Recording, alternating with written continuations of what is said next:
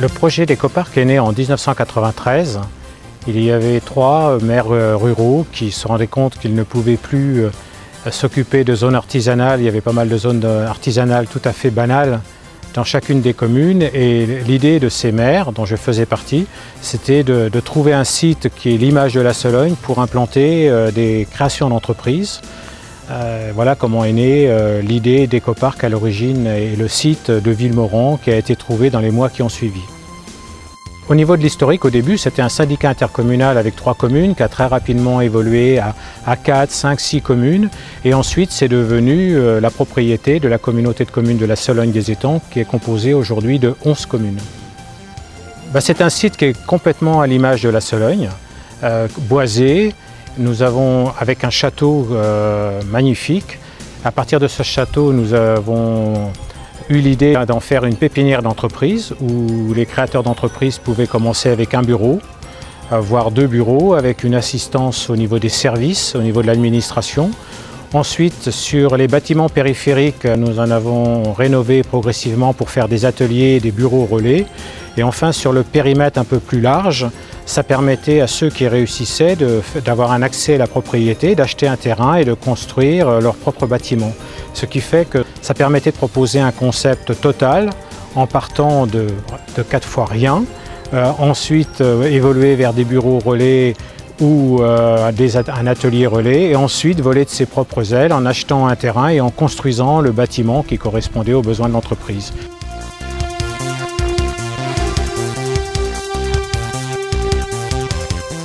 On pourrait penser qu'au milieu de la campagne, ne s'installent que des entreprises qui tournent autour du monde agricole ou l'artisanat, alors qu'il y a des entreprises de premier plan au niveau technologique qui ont eu des prix nationaux, régionaux ou les tops de l'entreprise en Loir-et-Cher.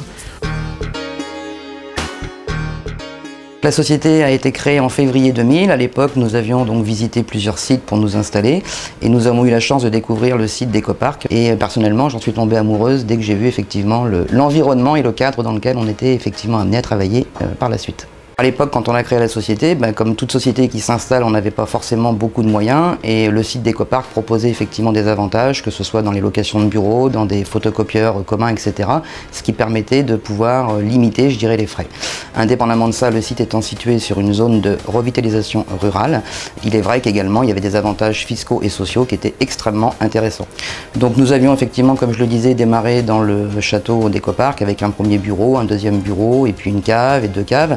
La société donc évoluant, ça devenait un petit peu trop petit, donc avec l'aide de la Comcom, nous avons fait construire donc ce bâtiment où nous étions locataires et actuellement donc je suis en passe de racheter ce bâtiment pour en devenir propriétaire et pour pouvoir donc poursuivre notre activité au sein de l'Ecopark.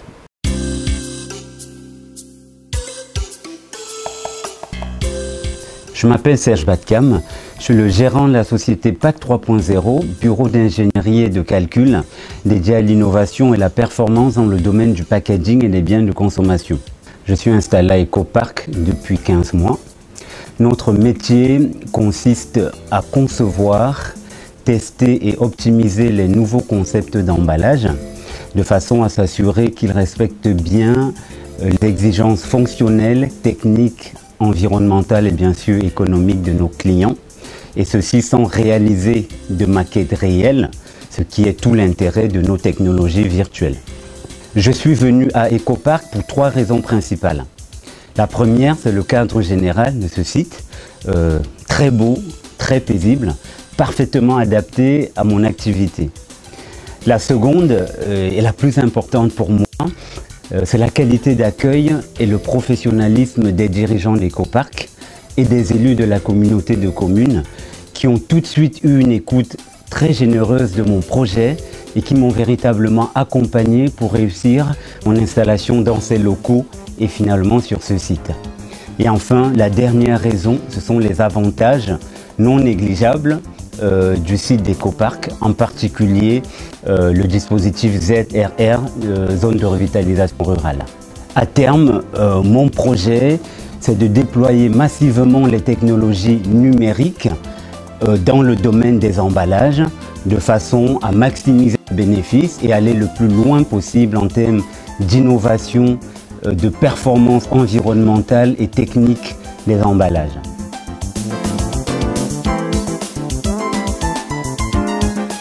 On est en plein milieu de la nature sur ce site d'écoparc, mais nous sommes à un quart d'heure de l'entrée-sortie d'autoroute. Nous sommes à une demi-heure d'Orléans, une demi-heure de Blois, donc il y a une très belle situation géographique sur un site exceptionnel. Et en même temps, vous bénéficiez sur ce site du très haut débit, ce qui fait que vous avez tous les moyens de communication moderne pour un développement d'entreprise.